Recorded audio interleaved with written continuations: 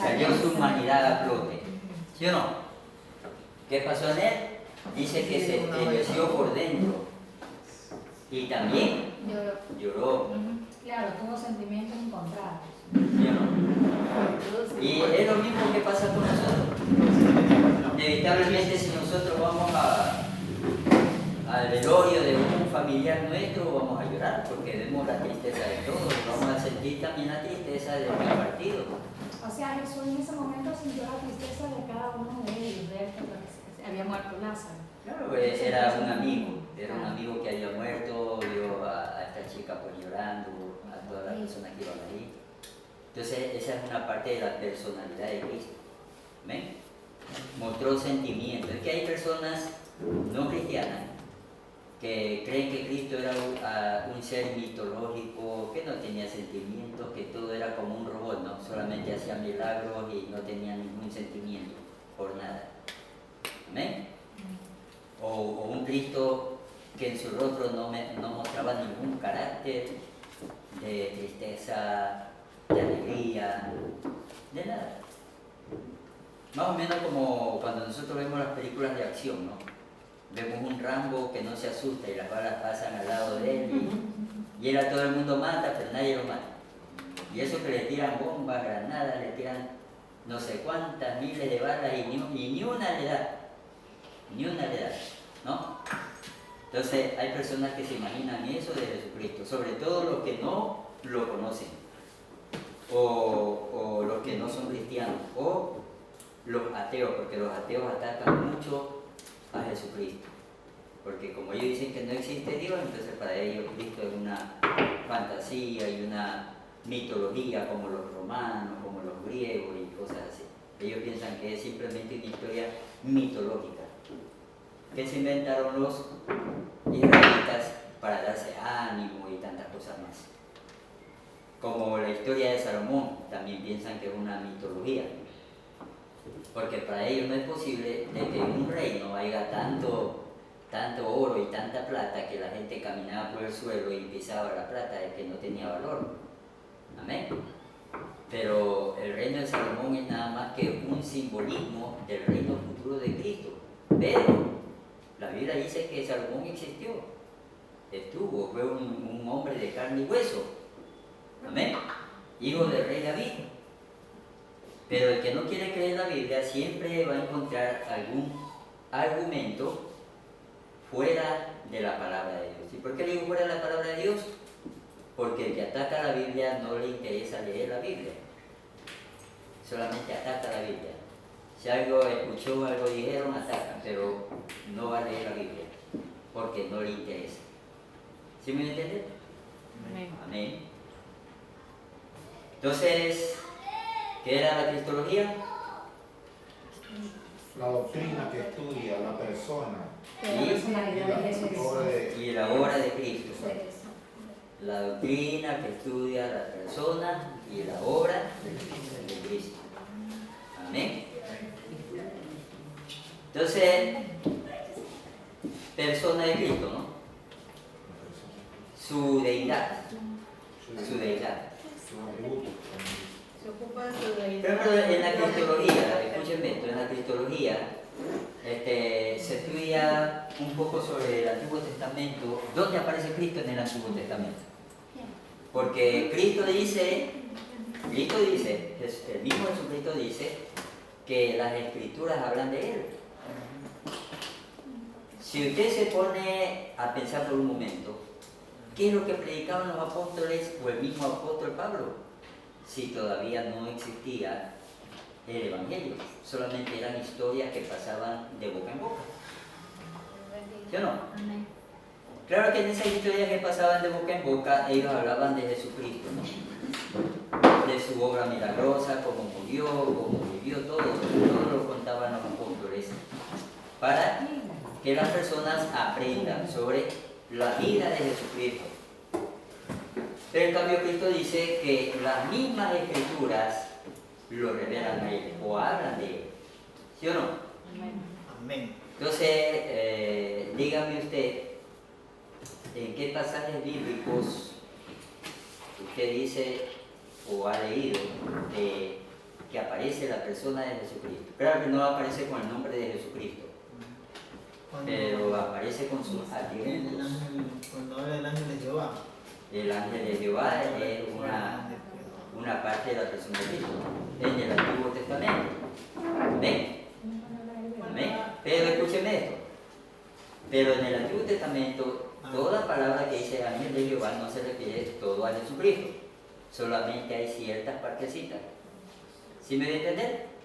Y cuando habla del verbo, Con permiso, Dios le bendiga. Ya, no, ya mismo pregunto usted. Ahora mi hermano, usted mi hermano, una parte del Antiguo Testamento donde se manifiesta Jesús, donde se habla de él.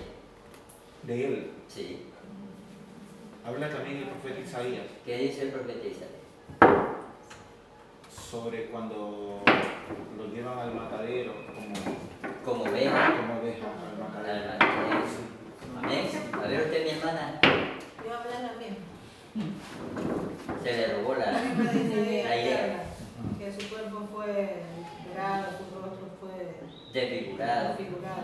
Está hablando directamente de Jesús. Amén.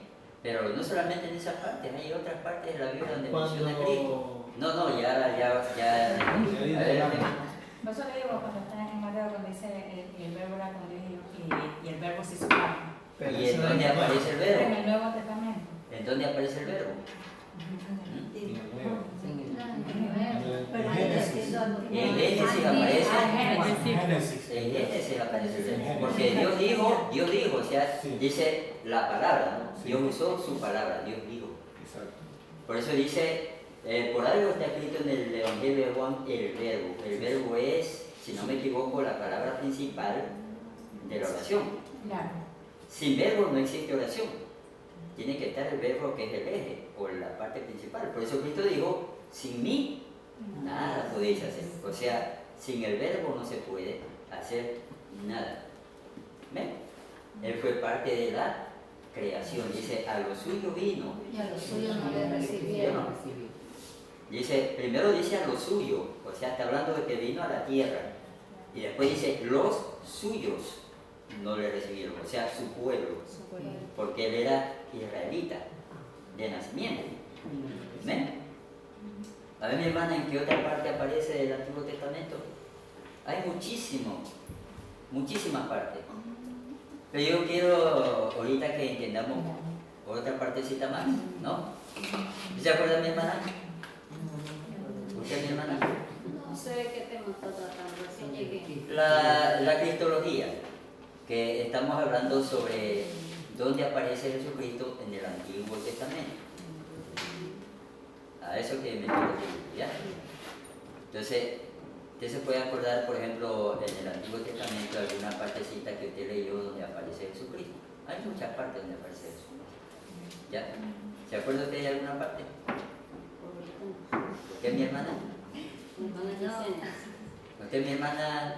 En el Génesis también cuando habla sobre calcañar, que dice toda simiente, todo esto. La simiente es sí, suya, la sí. simiente era Jesucristo. Amén. Amén. Mi hermana, ¿usted? Yo iba a decir lo mismo. Es en 3.15. En 3.15 es en Génesis 3.15, Ya. ahí aparece eso. ¿Qué dice? Lo que habló mi hermana, que dice Ah, que ella dice que no se acuerdan que qué versículo era, le digo que era en 3.15. hay muchas partes.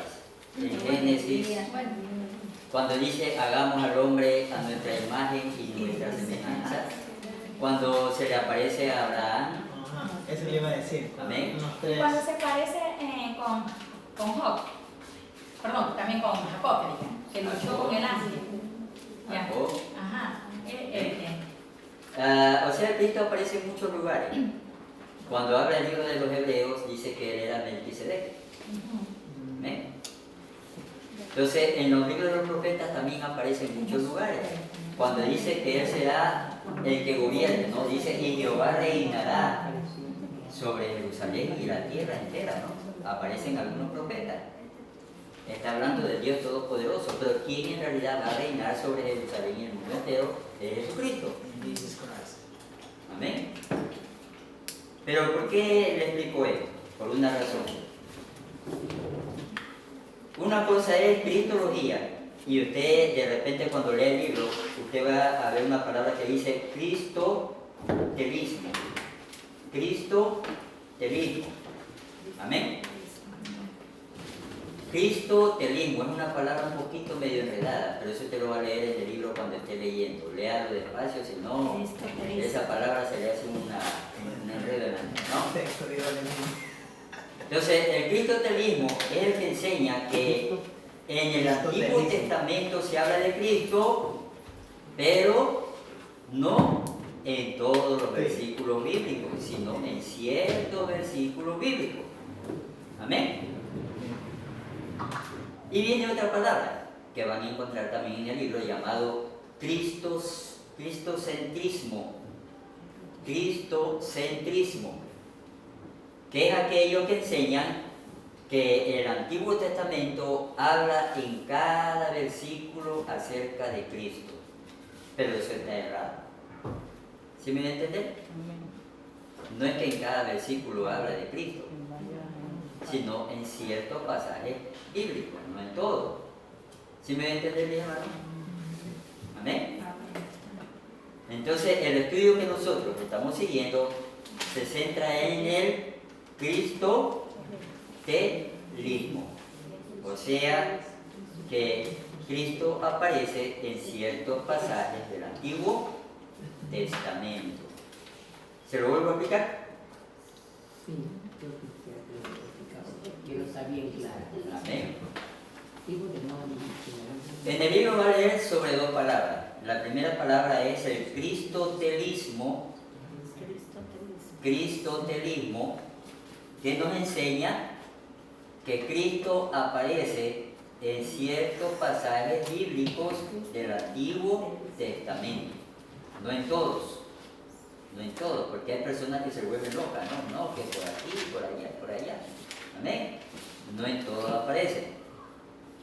Y el cristocentrismo, en cambio, enseña de que Cristo aparece en todos los versículos bíblicos. Y eso es lo que teológicamente es un error. Pero hay gente que sí cree eso, ¿no?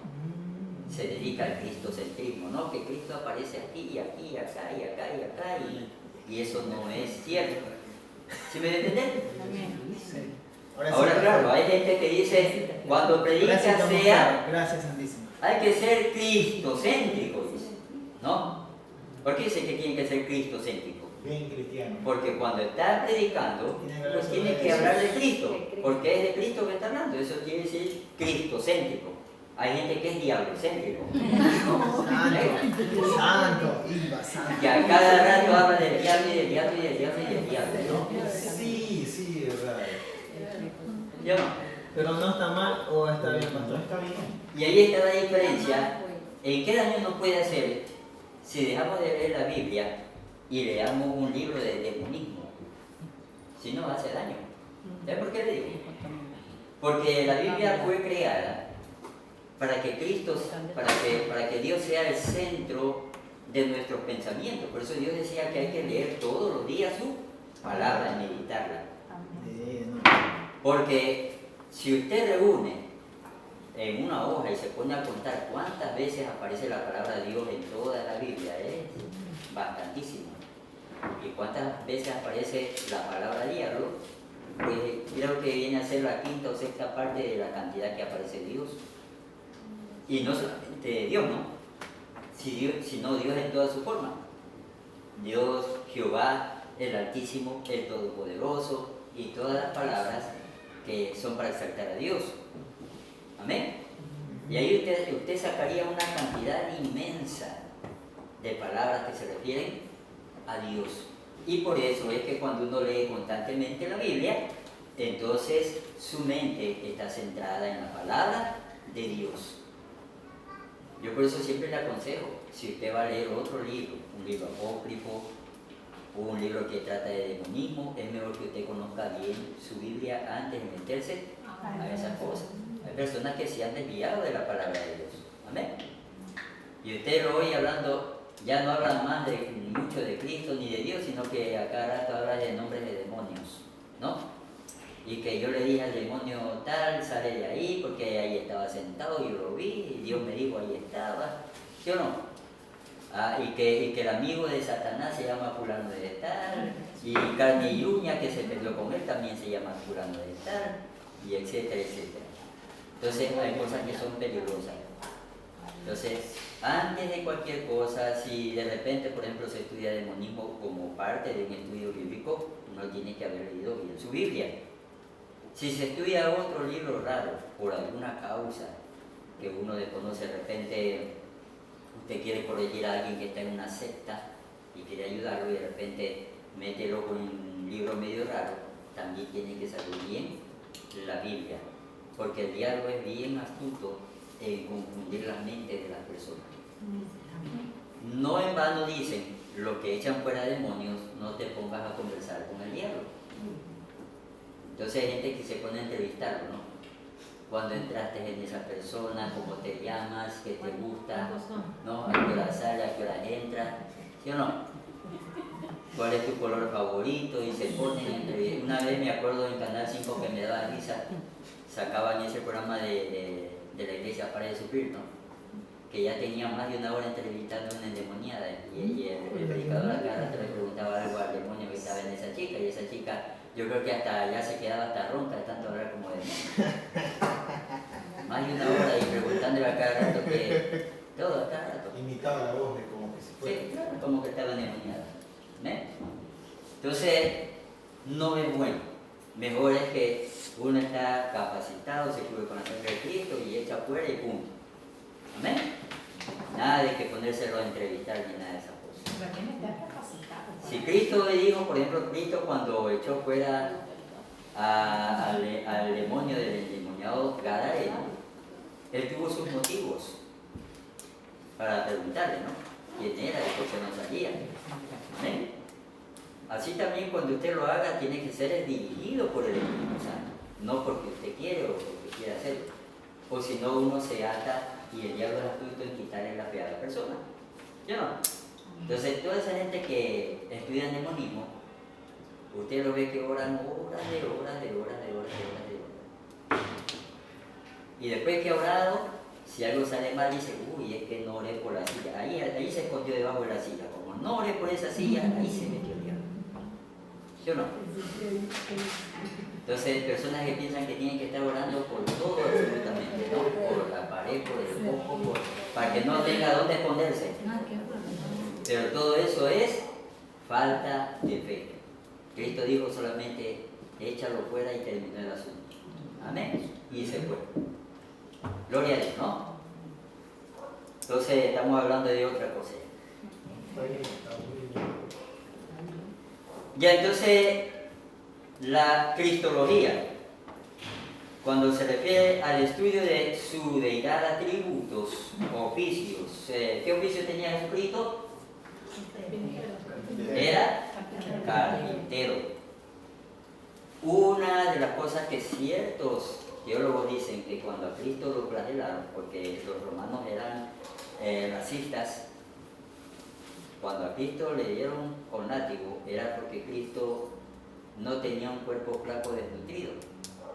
Tiene que haber tenido, pues, tampoco era musculoso, tampoco, ¿no? Pero sí tenía tallita de seno. Pero tiene que haber tenido. Era ñeque. ¿Por qué razón? Era carpintero. Porque la carpintería en los tiempos de Cristo era un trabajo duro, pesado, Pastor, ¿era? trabajando con herramientas. Una pregunta, ¿no? pastor. ¿Era hijo del carpintero o era carpintero también? Las dos cosas. Era carpintero, Era carpintero, pero él no era hijo de José. No. Claro, era hijo. Era hijo adoptivo. Hijo adoptivo. pues. Hijo adoptivo, que ya Los fariseos sí decían, y este hijo de... Pero porque ellos No comprendían Sí. de dónde había sido enviado. ¿Amén? Entonces, como lo veían que él tenía ya pues su talla, le daban más duro todavía, ¿no? Dale nomás que te aguanta todo, dale. Si yo estaba en ese tiempo, a mí me daban más de 40. Con uno te daban. Bueno, y en realidad los romanos eran crueles, pero tenían su razón de ser. A veces uno piensa, uno dice qué malo que era. No, lo que pasa es que ellos supuestamente castigaban a las personas que habían cometido terribles hechos. Por ejemplo, si en los tiempos de los romanos usted le lleva a uno de estos matones que ha matado a más de 40 personas, ¿qué cree que le hacen los romanos a él? A él lo agarraban y le metían 60 latigazos, después ya que estaba pileteado, ahí lo guindaban en la cruz para que aprenda. Ya se moría. Ya no volvió eso. Está bueno. Pero así trataban a la gente que había cometido los peores crímenes. Lo que ahorita los derechos humanos dicen, uy no, pobrecito, pobre matoncito, Y cuando él dale de comer, y cuando él mata, ni le pegues, ni lo maltrates, ni lo mires mal, ni lo insultes, Tiene un pobrecito. aire acondicionado. Él tiene sus derechos, tú no los tienes, pero él sí, pobrecito. Amén. Entonces, él era un carpintero. La Biblia no hablaba si era excelente carpintero o nada de esas cosas, no aclara de eso, porque no se centra en sus trabajos. Amén.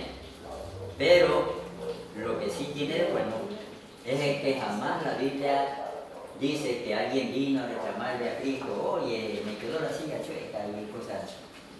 Amén. Entonces, ha de haber sido un buen carpintero. ¿Yo no? Dice como cuando los padres, vamos a suponer, son carpinteros o ebanistas y los hijos empiezan desde pequeños a ver cómo su padre, y entonces van aprendiendo y terminan siendo igual casi como su padre, excelente. Si el papá es excelente carpintero, excelente ebanista, sin ningún hijo. El alumno supera. Bueno, la excelencia se la cultiva con el tiempo. Yo tenía un tío que era mecánico y él sí era maestro. Él solamente escuchaba el ruido del carro y ya decía lo que tenía, sin necesidad de abrirlo. Y mis primos, que ya estaban aprendiendo mecánica, ellos tenían que revisar el carro porque ellos no, con el sonido no daban. En cambio, mi tío, con tantos años que tenía en la mecánica, solo escuchando decía, esta es la falla. Y de una vez le decía al cliente, esto le cuesta, esto hay que cambiarlo. O sea que tenía un escáner en el cerebro. No, es que ya con los años de trabajo viene la maestría o la excelencia. Con los años de trabajo ya aprende su oficio y no hay quien le gane en eso. ¿Amén? Claro que había personas que confiaban y decían, esa es mentira, se lo llevaban a otro mecánico cuando ya le hacían la grande. Y llegaban donde mi tío ya todos tristes, decía, oiga, ¿y cuánto me iba a cobrar usted? Y mi tío decía, a ver, vuélvalo a aprender. Y él hacía. De nuevo lo aprendía y decía, este le ha metido mano, sí, ya tiene también otra cosa, aquí lo meto mano. ¿Sí? Sabía que le había metido mano con el sonido. Sí, sí. Ese mecánico ya No es que él también anotaba la falla, él ya anotaba, él ya tenía tal fecha, vino fulano de tal, con tal falla, y él veía de nuevo, no, esto tiene otra cosa también.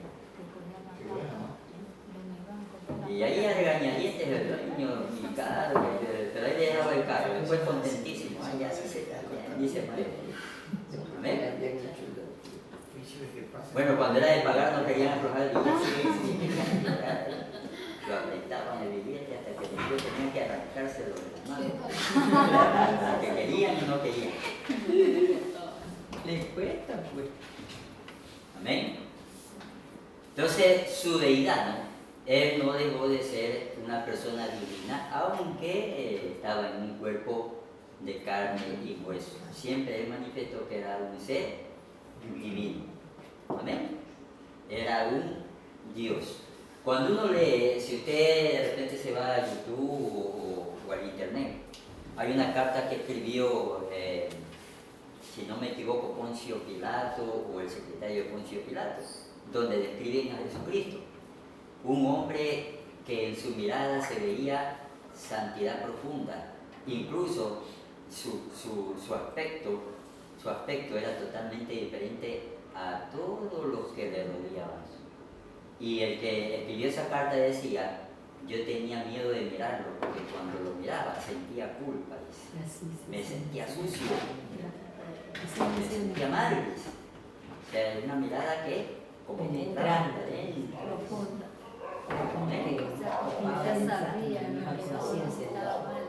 Entonces, esas cartas así pues nos revelan ciertas partes o ciertas cosas que no hablan los evangelios, amén, acerca de Jesucristo.